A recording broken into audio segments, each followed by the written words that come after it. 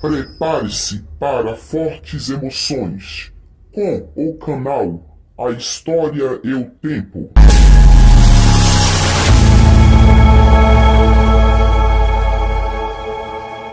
Analisando a fala de Donald Trump sobre a criação de um campo de concentração, me veio logo na mente dois momentos históricos da humanidade, ou seja, da história da humanidade, monstruosa e terrível.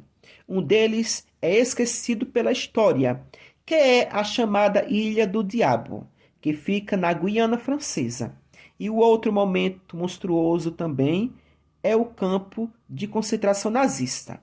O mais famoso é o campo de concentração Auschwitz, na Polônia.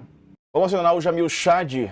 O Jamil tem informações de que o governo Trump vai utilizar a base em Guantánamo para deslocar, prender imigrantes ilegais. É a manchete nesse momento do UOL. O Jamil vai trazer os detalhes dessa informação apurada pelo próprio Jamil Chad. Boa tarde, meu caro.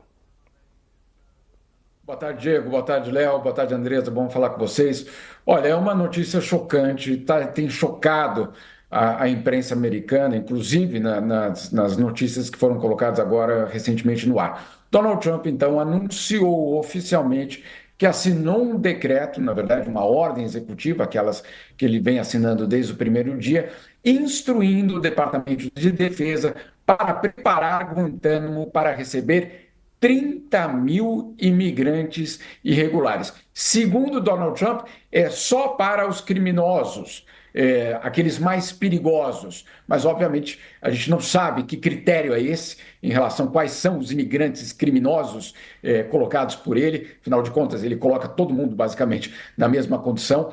E esse anúncio dizendo justamente que está preparando, então, 30 mil leitos em Guantánamo para receber esses imigrantes. Só para a gente lembrar, Guantánamo é a base em Cuba, criada no governo de George W. Bush para receber os suspeitos de ataques terroristas. Foi em 2001 que uma primeira leva, justamente de pessoas capturadas no Afeganistão, chegaram até Guantánamo. Depois, obviamente, houve muita polêmica, denúncias na ONU de violações de direitos humanos, de tortura em Guantánamo contra essas pessoas. E, claro, agora Donald Trump, vamos assim, reformulando Guantánamo para, depois de receber durante 20 anos supostos terroristas, agora para receber imigrantes irregulares. O argumento dele, Diego, é o seguinte: tem alguns criminosos, segundo ele, alguns imigrantes criminosos, que são tão perigosos que eles não confiam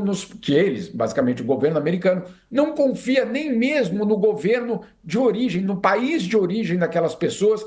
E como eles não querem que essas pessoas voltem para os Estados Unidos, eles vão então mandar para Guantánamo essas pessoas. Obviamente, uma situação extremamente séria, extremamente perigosa, inclusive, em relação aos direitos humanos. Só para a gente entender, Guantánamo fica fora da jurisdição americana, apesar de ser parte de uma base militar. Mas como é uma base militar num território ocupado em outro país, ele não aplica, por exemplo, as regras do Estado de Direito dos Estados Unidos. Justamente por isso que os terroristas, ou supostos terroristas, foram mandados para Guantánamo. Porque lá, obviamente, o processo podia ser diferente, não precisava respeitar exatamente a presunção de inocência e tudo aquilo que a gente tem no Estado de Direito regular. Guantánamo é um grande escândalo, basicamente, da luta contra o terror. Isso foi já denunciado pela ONU em centenas de vezes. O presidente Barack Obama, prometeu fechar durante 8 anos. Ele não cumpriu a promessa dele e agora, se eu não me engano, existem ainda 15 supostos terroristas ainda presos. O número chegou a ter 700, né? O Guantánamo chegou a ter mais de 700 prisioneiros, hoje só tem 15. Mas agora, aparentemente, segundo Donald Trump, vai ser preparado então para receber os imigrantes irregulares. Muitas pessoas não conhecem a história da chamada Ilha do Diabo. A Ilha do Diabo é uma ilha que fica na Guiana Francesa, onde foi construído um presídio com vários quartos pequenos e de péssimas condições desumanas.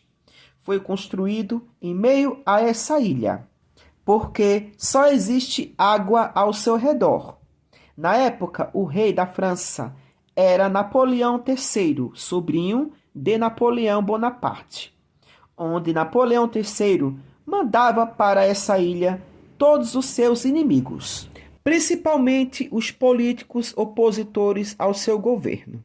A partir de 1854, foram trazidos mais de 20 mil presos da Europa para a Ilha do Diabo. Muitos dos presos morriam por maus tratos, doenças, principalmente a malária e a febre amarela. Como era uma ilha, então havia muitos mosquitos que transmitiam diversas doenças. E se fosse atravessar o mar, eram mortos por tubarões. Como todo mundo já sabe, o nazismo foi um regime nazista comandado por Adolf Hitler, que tinha como objetivo a expansão territorial, a criação de um Estado racialmente puro, que era a raça ariana, e a exterminação de pessoas consideradas inimigas da Alemanha, como, por exemplo, judeus, homossexuais, políticos opositores ao seu regime, principalmente os socialistas, ciganos, religiosos que não aderissem ao seu regime, dentre outros. Crianças, mulheres, idosos, deficientes e anões eram todos executados, porque não serviam para a escravidão nazista. Eles só queriam homens fortes e sadios, assim para trabalharem como escravos para seu regime nazista. Quando nós analisamos o comportamento de Donald Trump com o comportamento dos outros psicopatas do passado, a gente vê claramente que não existe diferença, onde Donald Trump tem o mesmo desejo, ódio e obsessão por determinados grupos que se considera inimigos e inferiores a ele. A mesma coisa aconteceu com Hitler e o rei da França Napoleão III, onde eles também tinham grupos específicos considerados inimigos e inferiores. No caso de Donald Trump, os principais inimigos são os imigrantes e principalmente latinos-americanos, homossexuais, políticos que têm viés com o socialismo e também negros. Nesse caso, os latinos-americanos. Nos Estados Unidos, os latinos-americanos são considerados negros, mesmo que seja de pele branca, mas para eles são negros também. Que é um rapaz que descobriu que ele só é branco no Brasil, Ari. Quando ele desembarca em solo americano e não é mais branco. Começa aí, é a sua manchete, Ari. Isso, foi um duro golpe para a branquitude brasileira, a tradicional branquitude brasileira. Os 50 tons da branquitude colonizadora. Brasileiro que se acha branco não é declarado branco pela justiça americana e se decepciona, Amadeu. Vamos lá. Tem um vídeo dele aí, em que ele foi procurar se regularizar junto ao governo americano. E a entrevistadora, né, disse, não. Branco, você? Vamos lá. Vamos lá. Você não acabei de sair da corte aqui para fazer uns documentos, aí eles pediram a minha cor, né? Minha cor, minha etnia, enfim, né?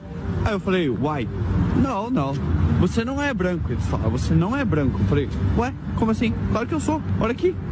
Você sabe o que ele me disse? O cara me disse? Ele falou, você é latino, você não é branco. Descobri que aqui nos Estados Unidos, eles separam quem é latino e os brancos, eles definem como Americans, no caso, né? Não hispânicos, no caso. Eles têm os latinos e tem os brancos. Cara, eu não sabia disso e eles fazem isso. É uma certa discriminação, né? No caso, eu acho, mas eles fazem isso para diferenciar. Não contar no sistema e saber diferenciar os brancos puros, vamos dizer assim. Em branco puro dos outros brancos e ele ainda faz assim uma dourando a pílula, né? É uma certa discriminação. É o espetáculo da branquitude. Eu acho que o professor já viu que a historiadora Lilia Moritz Schwarzman lançou um livro agora recente sobre a branquitude, em que ela analisa exatamente como os brancos, eles se colocam no lugar do branco, do universal, nós somos brancos. E eles nem gostam de se nomear, de se autonomear brancos. Não, nós somos o normal, o status quo. E o resto é que é o indígena, o preto, o asiático, o mameluco, o pardo. Então esse rapaz teve um choque de realidade, porque se fosse aqui no Brasil, ia ser do jeito que ele esperava. As expectativas dele iam ser cumpridas. Mas lá nos Estados Unidos, meu caro, você é latino, tá? Ah, mas eu posso ser até albino. Mas se você nasceu na Bolívia, no Brasil, você é latino. Choque de realidade para você. Tendo você usado o boné da MAGA ou não? Agora, você não é branco puro, professor. É terrível, né? A gente ri, mas claro que é uma questão terrível, mostra mais como funciona o sistema americano. Estranho que o rapaz não saiba disso, porque é algo conhecido. Infelizmente, nós não aceitamos, mas é algo bastante conhecido lá, e essa identificação é de raça, né? E aí nós sabemos que essa história no Ocidente, isso em especial, não é muito boa, né? Especialmente desde a segunda metade do século XIX e mais ainda no século XX. Então, e que ele diz a uma certa discriminação. Não, tirar o certo. É uma discriminação evidente, claro. Agora, ele teve um choque do país em que ele está vivendo e escolheu viver, né? Já no caso de Hitler, também tinha praticamente o mesmo grupo-alvo. Muda na questão dos povos, onde, para Trump, são os latinos americanos e para Hitler eram os judeus. Já para Napoleão III, o grupo mais específico eram os políticos opositores ao seu governo. E também tinha, no caso da prostituição, também era um grupo-alvo dele. Também aqui no Brasil, se caso Bolsonaro tivesse conseguido dar o golpe, ele também teria implantado um campo de concentração. Já estava nos seus planos de construir um campo de concentração, principalmente para mandar políticos da esquerda. Isso foi descoberto pela própria Polícia Federal, todo o planejamento desse campo de concentração. E ainda mais, Bolsonaro falou abertamente em uma entrevista. Ele disse que faria o mesmo que Donald Trump está fazendo. E ainda mais disse que essas pessoas que estão sendo deportadas são todos bandidos. E o pior de tudo, que esses mesmos que Bolsonaro está chamando de bandidos são pessoas bolsonaristas. A sua maioria são bolsonaristas. E muitos ali também votaram em Donald Trump. Nos decretos que ele já assinou, ele tem uma agenda muito forte em relação à deportação em massa de imigrantes ilegais. E a gente sabe que tem cerca de 230 mil brasileiros indocumentados nos Estados Unidos. Eu queria te ouvir sobre essa preocupação com as famílias desses brasileiros, com esses brasileiros. Qual que é o posicionamento do senhor? Lá é a casa dele, como aqui é a nossa. Uma parte disso foi gente que não tinha qualquer qualificação para ir para lá. Empurraram para lá muitos tipos de gente que frequentava até presídios em outros países. Começa as mentiras, né? Ele não consegue se segurar. Não, é muito mentiroso, cara. Começa a inventar fake news, ideia, mentira. É um monte de gente de presídio, assassino. Que é o que o Trump fala, né, Helder? Ele tem que seguir o que o líder dele fala, né? Que imigrantes são bandidos, são assassinos, são estupradores, né? É o que o Trump fala. A esposa dele é imigrante, né? A mãe dele também. Ah, pois Só é. pra lembrar aqui. Não, pois é. Isso é uma hipocrisia da porra, né, cara? Os Estados Unidos, país que cresceu com a imigração, sabe? Sim. É o que é por causa dos imigrantes. O Brasil também. Então... Como se Bolsonaro fosse um sobrenome indígena, né? Ah, é.